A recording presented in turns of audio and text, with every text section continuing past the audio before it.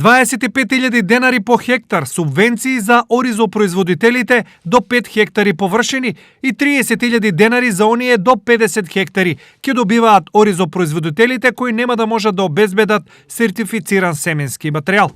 Ова е одлучено на последната седница на влада како една од мерките за помош во земјоделието. Поради неможноста сите земјоделски стопанства да обезбедат сертифициран семенски материјал, направена е измена со која ќе можат да аплицираат и земјоделски стопанства без сертифициран семенски материјал, со што на производителите на ориз им се зголемува висината на поддршката поради финансиските штети кои ги имаат добиено од ковид пандемијата. Од друга страна, понудената помош од страна на владата за оризопроизводителите не е доволно за тие да се откажат од најавените протести. Ова е само замршкување на очи, нема 12 барања и мислам дека оризопроизводителите со оваа мерка не задоволни ни 0%.